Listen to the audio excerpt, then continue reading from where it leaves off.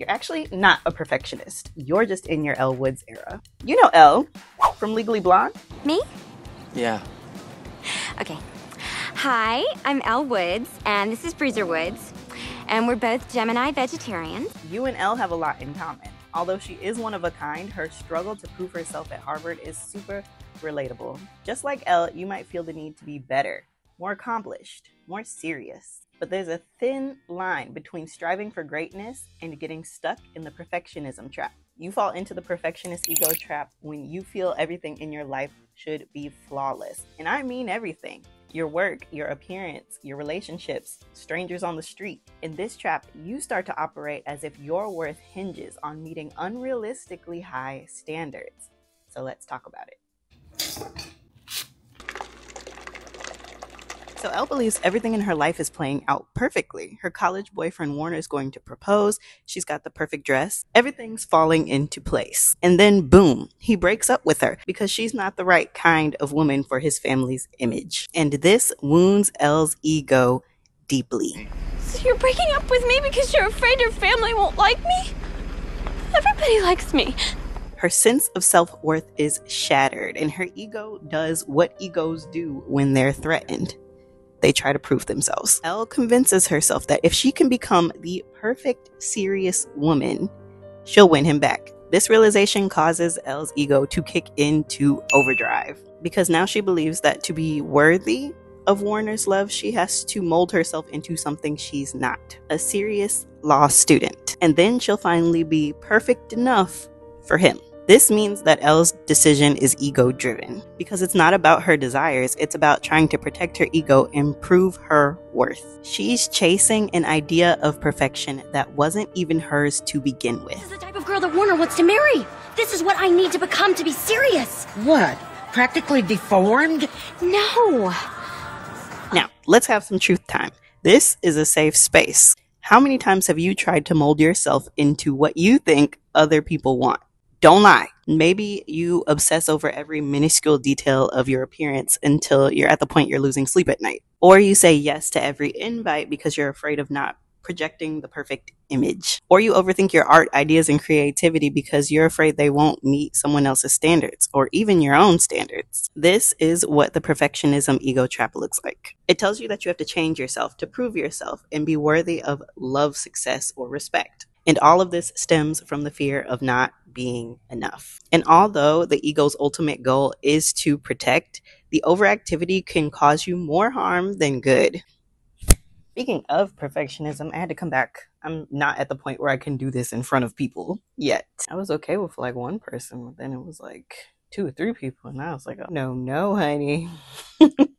I just want to make one thing clear. Put your best foot forward. There's nothing wrong with doing your best. I'm talking about how constantly chasing perfection leads you away from your true self. So be cautious about labeling yourself a perfectionist. Because when your actions are misaligned from your true self, that's when you end up in environments that magnify your insecurities. And even though I hate to say it, it's just like my girl Elle. Elle's actions were driven by her wounded ego, and as a result, she quickly found herself in a world that constantly told her she wasn't enough. From classmates who doubted her, to professors that tried to embarrass her, to an ex-boyfriend who couldn't see her worth, trying to keep up in an environment like that caused her to slowly lose her sense of self. Symbolized in the movie by her wardrobe slowly draining of its color. Elle puts on this perfect performance to make sure she isn't left behind. I'm never going to be good enough for you, am I? And the cost of this performance for people like you and me, staying in the perfectionist ego trap can lead to crippling self-criticism, procrastination, burnout, and inauthentically showing up in our relationships. And I don't know about you, but those consequences, they're just not worth it. So let's dive into some solutions. Okay, disclaimer, this is advice based on how my brain works and things I've experienced. So if you have other advice, please leave it in the comments below. I recently learned how to make sourdough bread, and I keep making this joke that it's like exposure therapy for perfectionists because no 2 loaves ever turn out the same. Sometimes it rises beautifully, and other times I'm just glad it actually turned out to be bread. So my first piece of advice is to learn a new skill and allow yourself to be bad at it. You have to have the mindset going in that you are going to let yourself be bad at it. That's the most important part because it's so freeing. You get messy, you make mistakes, and you allow yourself to learn as you go. It's definitely an activity where you learn to give yourself grace. Another piece of advice is to practice setting realistic goals. And I'm not saying your big dreams and your big goals are not realistic, but vision board content was some of the first videos I ever posted on YouTube. And one of my top tips was to add in small, easy wins along the way. Because when you're trapped in perfectionism, you can start setting your goals so high that it feels almost impossible to reach them, which will leave you stressed and disappointed, and that's not what we want. When you set smaller, achievable goals, it feels better and you also manifest better. So just trust me on that one. And then another tip, this is a big one. It's kind of abstract though, because it shows up in our relationships. Perfectionist tendencies show up a lot in our relationships. My advice is to be conscious of when you're showing up seeking approval and try to course correct it into showing up as your authentic self. I'll give you an example. Maybe if you're like the kind of person who, when they're feeling down and someone asks you, hey, how are you doing?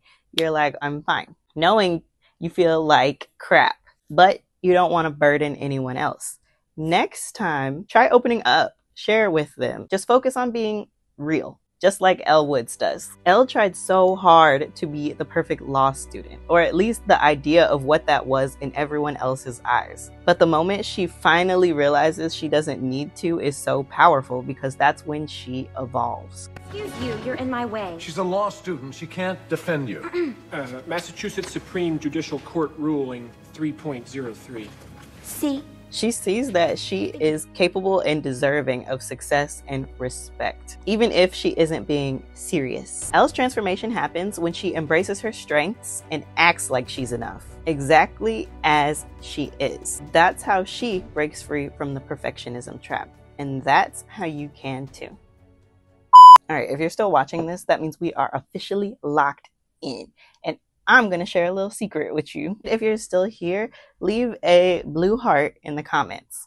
All right, confession time. My last video was about Mean Girls. Every time I watch that movie, I physically recoil at the scene where Katie shows up to Regina George's house party in her Halloween outfit. I don't even want to tell this story anymore.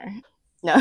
Okay, so I didn't get the slut rule either when I was younger. So when one of my friends invited me to a Halloween party at this teen club, I wore a mummy costume that looks something like this. I'll see if I can add it in there. And boots. Nobody told me. She comes to my house to pick me up, opens the door, and she's like, what are you wearing? Yeah, so now you know. Love and healing. Bye.